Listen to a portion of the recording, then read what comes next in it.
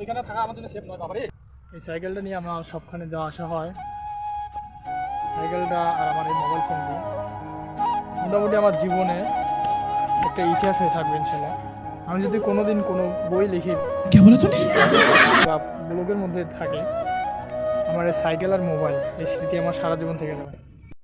আসুন আপনাদের অনেক সুন্দর জায়গা দেখাচ্ছি, চলেন।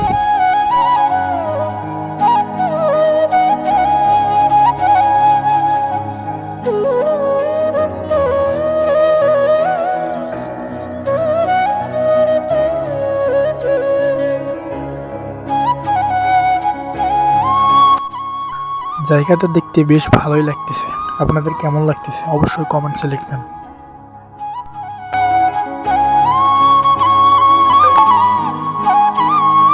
আমি এত কষ্ট করে পাহাড়ে এসে ভিডিও করতেছি আপনাদের আনন্দ দেওয়ার জন্য।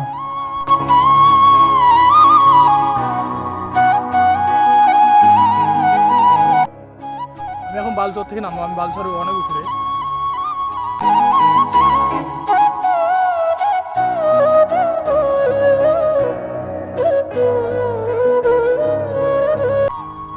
পিছনে আমার নদীতে দেখাতে যাচ্ছিলাম, লাভ দিয়ে একটা ও বালচরে একদম নিচে আসলে এক লাফে।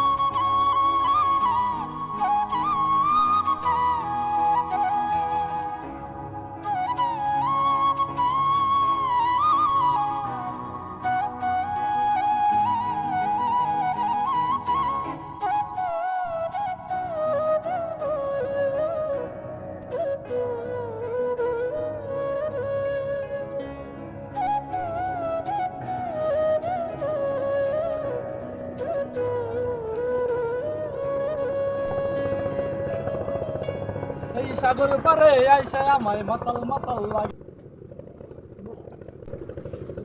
আমি একা আসছি ও মাই গুডনেস, আপনি বাঁচাও।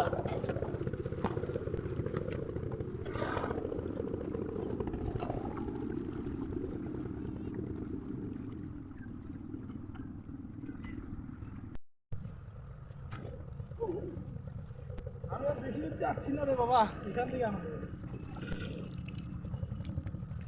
নদীর ঢেউ খুব দ্রুত এদিকে আসতেছে, আমি তো ভয় পাচ্ছি, একা আসছি তো। বাবা এখানে একটু কেমন আমার ভয় লাগে রে ভাই। এই সাগর পারে আইসা আমায় মাতাল মাতাল লাগে রে, এই রূপ দেখিয়া মনের ভিতর সুখের পঙ্খী ডাকে রে, পারতাম যদি থাইকা যেতাম এই সাগরের পারে। কিন্তু ওইখানে থাকা আমার জন্য সেফ নয় বাবারে, কেন ভুলভাল হচ্ছে আর আমার খুব ভয় লাগতেছে। এখানে আমি থাকবো না, আমি চলে যাই তাড়াতাড়ি, কারণ আমি পা পিছলে পড়ে গেছি আমি। আজকের ব্লগ এই পর্যন্ত শেষ করছি, আলহামদুলিল্লাহ, ভালো থাকবেন সকলে।